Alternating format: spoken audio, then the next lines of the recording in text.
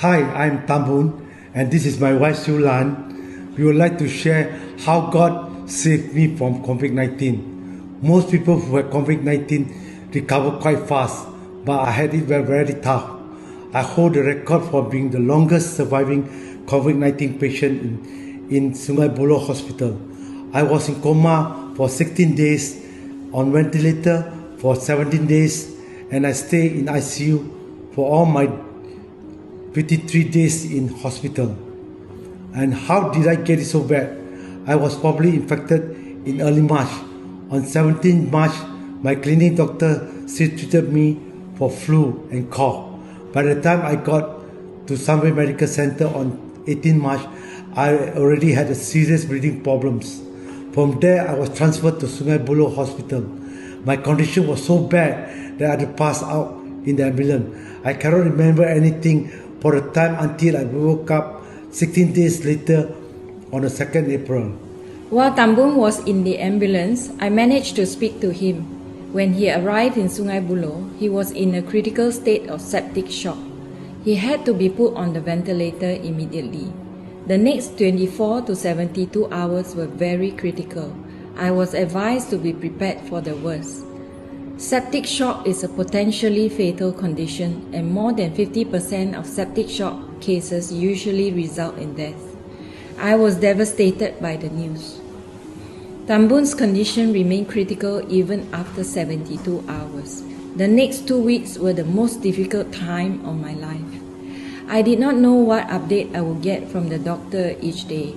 I broke down and cried many times. Katrina and Joyce, our two daughters, were my pillars of practical help and strength. Pastor Chris Kam texted to say the church was praying for Tambun. I also had strong support from our Bangsa cell, friends, and relatives. I held on to God's promise in Isaiah 41 verse 10. Fear not, for I am with you. Be not dismayed, for I am your God. I will strengthen you. I will help you. I will uphold you with my righteous right hand. It was scary when Tambun's condition worsened on 31st March. There was not enough oxygen to his lungs, and a tracheostomy was considered.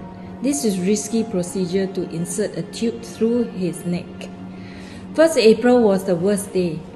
All his key organs had problems. Tambun not only had the risk of heart failure, his lungs were hazier and his kidneys were not functioning. He also needed blood transfusion. That day, we nearly lost Tambun. Looking back, the Holy Spirit took control of the situation.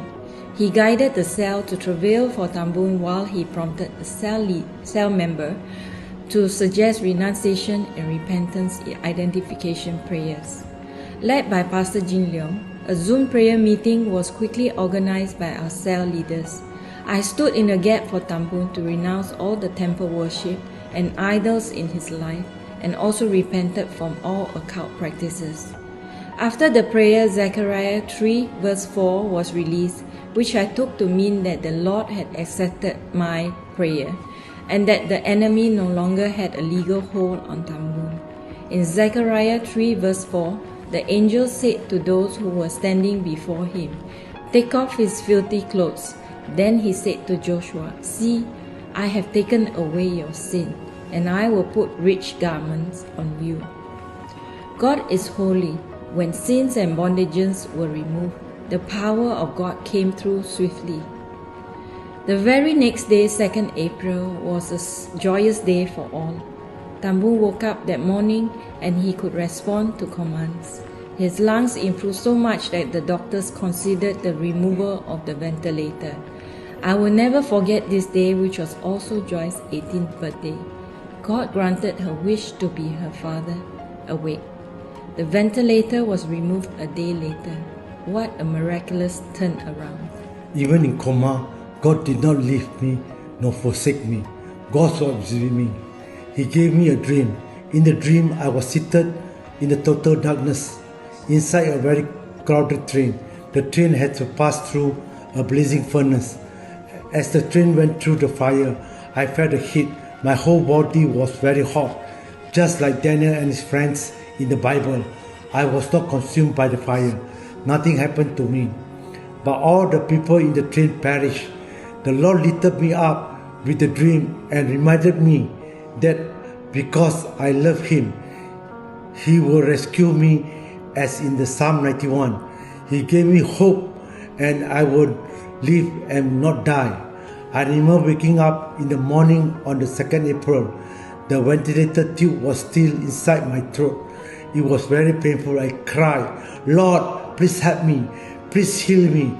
I told the Lord that I did not have my Bible. The Holy Spirit reminded me again of Psalm 91, that the Lord was with me and will not harm put before me.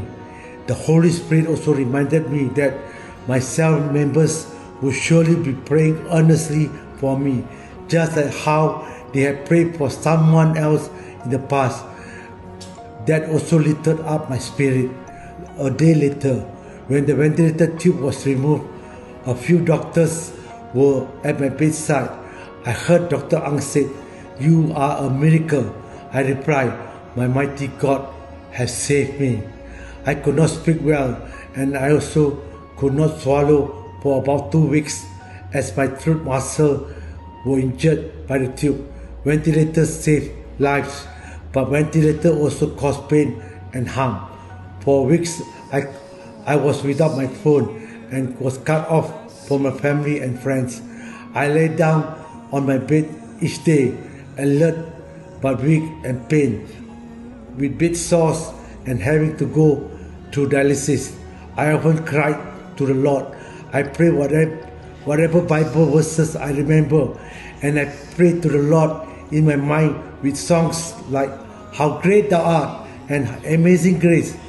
When I spoke to my wife for the first time on the 17th April, I was happy and comforted to know that many people was praying for me.